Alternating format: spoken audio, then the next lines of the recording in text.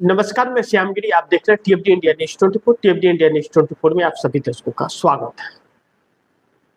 अचानक राजनीतिक दिशाएं बदलती हुई नजर आ रही हैं। बहुत कुछ अंदर खाने चल रहा है, परिवर्तन हो रहा है, टकराव हो रहा है, जनता के मूड का आकलन किया जा रहा है, लेकिन फिर भी सरकार अपनी तानाशाहियों में और अपने उसी रास्ते पर चल रही है। मैं असल मुद्दे पर आऊं इसके पहले मोदी सरकार ने जब पाकिस्तान के अंदर इस्लामाबाद में ईरान और अमेरिका के बीच हो रहे युद्ध के शांति वार्ता चालू है इस वक्त, तो भारत ने अपना प्रतिनिधिमंडल कतर और सऊदी अरबिया भेजा है, 2 मंत्रियों। भारत ने इन मंत्रियों को क्यों भेजा है? भेजा है कि कुछ दे दीजिए, गैस और तेल थोड़ा, लेकिन ईरान नहीं भेजा कि हमारे शिप को जाने दीजिए। वार्ता चल रही है पाकिस्तान में, भारत को कोई पूछने वाला नहीं है। तो एक व्यक्ति को, एक मंत्री को ईरान में भेज दिए होते, लेकिन नहीं, कतर भेजी है और सऊदी अरबिया। क्या होगा भगवान ही मालिक है, जबकि कतर और सऊदी तबाह है इस युद्ध के अंदर, अपने के लाले पड़े हुए हैं। तो किसी और को कोई भी, जब अपने घर में लाले पड़े हो खाने के, तो दूसरे को भी क्या देगा कोई, कहावत कहते हैं ना यार। तो भारत को क्या मिलेगा इसमें, वह तो भगवान जाने। लेकिन नीतीश कुमार राज्यसभा के अंदर अपनी सदस्यता ग्रहण कर लिए, अब वह राज्यसभा के मेंबर हो गए। अब महत्वपूर्ण यह है, अब नीतीश कुमार चाहे तो इस्तीफा भी दे सकते हैं और ना चाहे तो पद बरकरार रख सकते हैं। अब इस इस्तीफे, इस सदस्यता से नीतीश कुमार को दिल्ली में आवास सरकारी मिलेगा। ऐसा नहीं कि पहले नहीं था, पहले भी था, लेकिन नीतीश के नाम पर अलॉटमेंट सांसद के तौर पर नहीं था। अब राज्यसभा सांसद के तौर पर उन्हें मकान अलॉटमेंट होगा नीतीश कुमार को। पहले बिहार भवन में रहते थे या अपने कार्यालय है उनके जेडीयू का, वहां पर, लेकिन अब आधिकारिक रूप से मिलेगा। लेकिन अगर इस्तीफा दे देते हैं तो फिर वह छिन जाएगा। महत्वपूर्ण यह नहीं है कि उन्हें मकान मिलेगा या नहीं मिलेगा, महत्वपूर्ण यह है कि वह राज्यसभा सांसद रहेंगे या नहीं रहेंगे, यह महत्वपूर्ण। क्योंकि अब एक ऐसे सिचुएशन में आ गया है कि नीतीश अपने फैसले को बदल रहे हैं बार बार। लेकिन अगर बहुत ध्यान से इसे गौर किया जाए तो नीतीश अपने फैसले पर ही कायम है, जो फैसला उन्होंने सुनाया था। बीजेपी से कोई समझौता नहीं होगा 4 सूत्रीय मांगों पर। नीतीश कुमार का यह मतलब है कि 4 सूत्रीय मांगे जो नीतीश कुमार की थी, उस पर कोई फैसला, समझौता नहीं करेंगे, भले ही महागठबंधन की सरकार बिहार में बन जाए। आप दर्शक समझे, फिर से समझ लीजिए।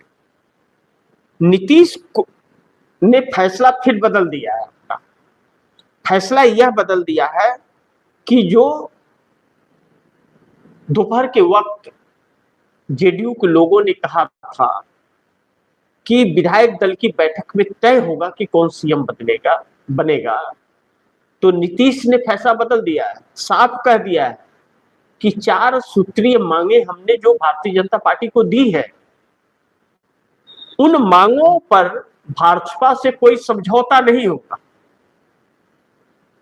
भाजपा चाहे तो मांग को मान करके सरकार बनाए और नहीं तो महागठबंधन की सरकार बन जाए।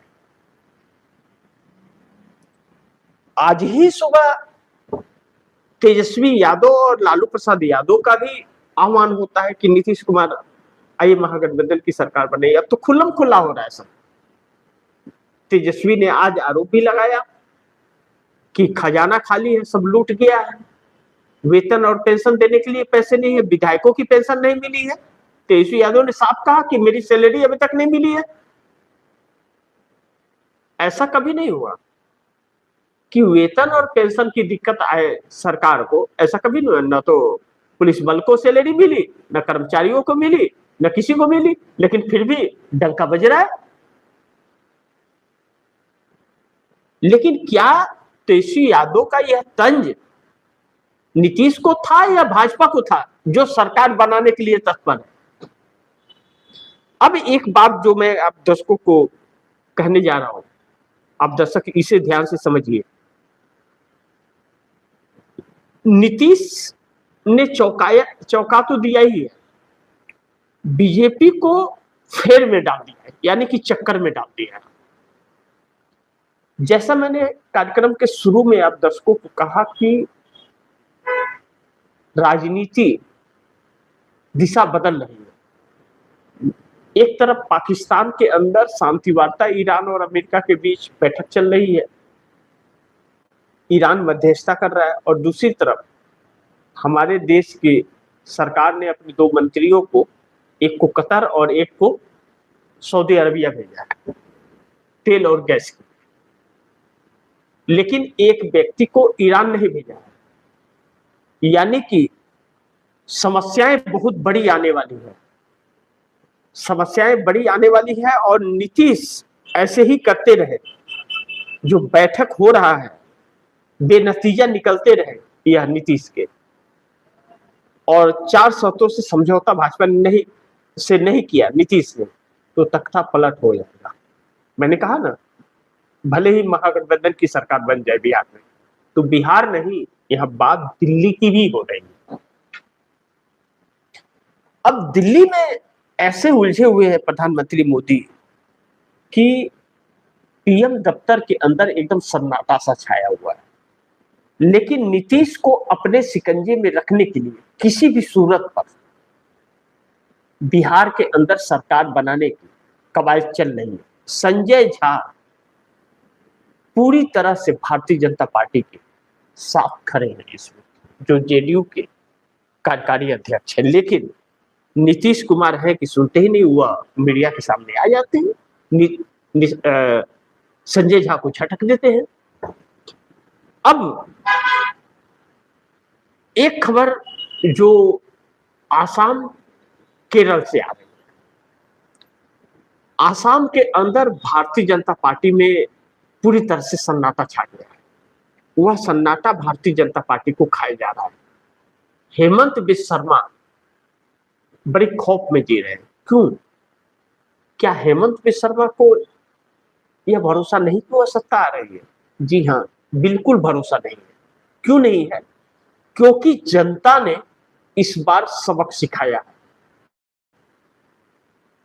और असम के अंदर पूरी तरह से खेल पलट रहा है। जैसा कि असम के अंदर टोटल 126 सीटें हैं असम के अंदर, और 126 सीटों में असम के अंदर जो वोट प्रतिशत रहा देर शाम तक 84.42% का वोट प्रतिशत रहा।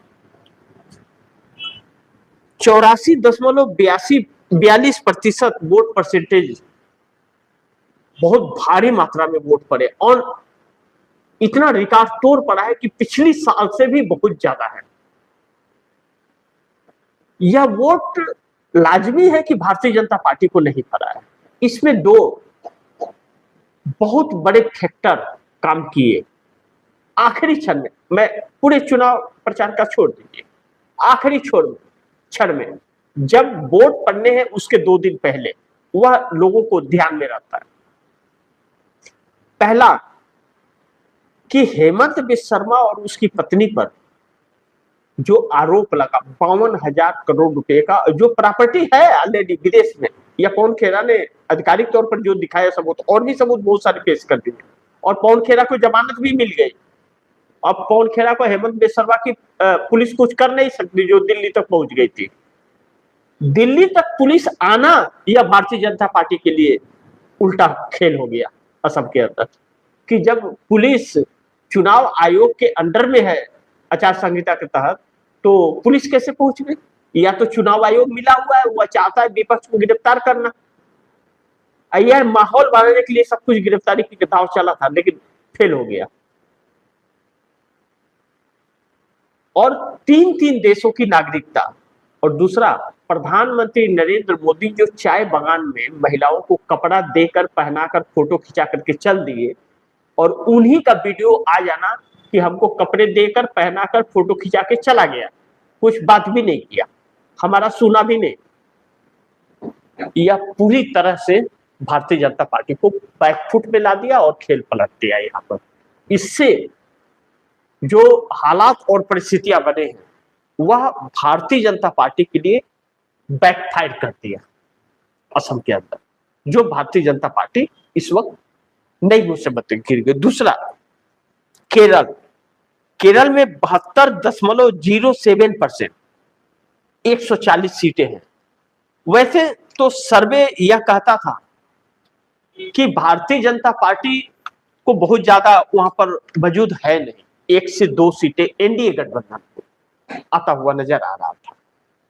लेकिन अब वहां पर जो लेफ्ट, जिसे भारतीय जनता पार्टी सपोर्ट कर रही थी अंदर खाने, वह लेफ्ट भी का भी खेल खत्म हो गया। मैं अगर आप दर्शकों को वह केरल का बताऊं तो केरल के अंदर परिस्थितियां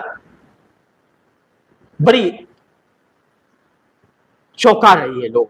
केरल के अंदर एनडीए भारतीय जनता पार्टी की जो चुनाव हो चुका है 1 से 2 सीटें, और जिसे अंदर खाने सपोर्ट कर रही थी भारतीय जनता पार्टी और कांग्रेस ने उसका उजागर कर दिया, एलडीएफ, उसे 55 से 60 सीटें, और 37.5 से 39.5%। कितना? ध्यान से समझिए, 37.5 से 39.5% वोट परसेंटेज के साथ 55 सीटें। और यूडीएफ कांग्रेस गठबंधन 76 से 85 सीटें, 42.8 से 44.2% वोट परसेंटेज के साथ। अब यहां पर एलडीएफ से कांग्रेस के वोट प्रतिशत में तकरीबन 6% का डिफरेंस है। कितना? 6% का डिफरेंस है। 6% डिफरेंस कम नहीं होता है। यही डिफरेंस असम के अंदर भारतीय जनता पार्टी और कांग्रेस के अंदर, फिर आप दर्शक समझे, यही डिफरेंस असम के अंदर भारतीय जनता पार्टी और कांग्रेस के अंदर है 6% का, और यही 6% का अंतर केरल के अंदर है। अब इससे जो भारतीय जनता पार्टी के सपोर्ट वाली पार्टी, सत्तारूढ़ दल पार्टी, यानी कि भाजपा तो आएगी नहीं, तो कांग्रेस ना आए इसके लिए सत्तारूढ़ दल को सपोर्ट कर दो, 6% का अंतर है। तो यह दोनों के पांडिचेरी किया, यानी कि कांग्रेस ने धर के रगड़ दिया है। अब दूसरा फेस जो होने जा रहा है 23 अप्रैल को और 29 अप्रैल को। 23 अप्रैल को पश्चिम बंगाल के पहले चरण में और तमिलनाडु की सभी सीटों पर मतदान होगा। वहां पर इंडिया गठबंधन, डीएमके के स्टालिन के साथ कांग्रेस है, और भाजपा कहीं दूर दूर तक नहीं है। तो वहां का तो इंडिया गठबंधन के हाथ जाता है। और दूसरी चीज, पश्चिम बंगाल रहा तो पश्चिम बंगाल के अंदर भारतीय जनता पार्टी ने हुमायूं कबीर के साथ जो 1000 करोड़ का डील किया और 200 करोड़ एडवांस दिया, पोल खुल गया। और जब खुल गया तो जनता ने मुंह तोड़ जवाब देना शुरू कर दिया और भारतीय जनता पार्टी खर्र दे नीचे आ गई, और चुनाव आयोग ने पूरा छिछलेदर कर दिया।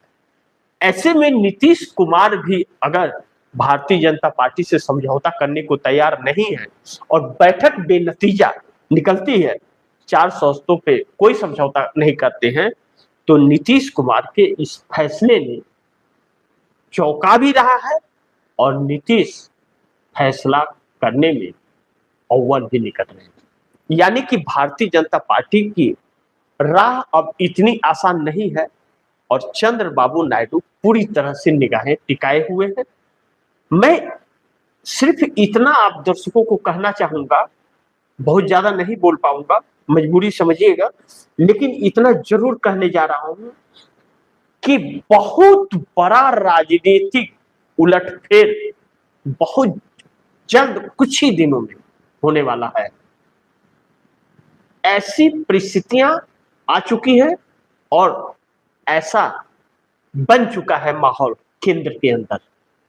बहुत अफरा तफरी और हड़कंप सा माहौल पीएमओ के अंदर है। बस इतना ही आप दर्शकों को करना चाहूंगा और बाकी आप समझिए, मजबूरी आप समझ सकते हैं कि कितनी हम लोग बोल सकते हैं। तो इस बातों को आप दर्शक ध्यान रखिए और गुजारिश करूंगा आप दर्शकों की कि इस खबर को ज्यादा से ज्यादा शेयर कीजिए, अपने दोस्तों को भी कहिए आगे शेयर करें। और आपने टीएफडी इंडिया न्यूज 24 को सब्सक्राइब नहीं किया, सब्सक्राइब कर लीजिए। अपने दोस्तों को भी कहिए कि टीएफडी इंडिया न्यूज 24 को सब्सक्राइब करें। मिलते हैं अगली खबर के साथ, तब तक के लिए नमस्कार।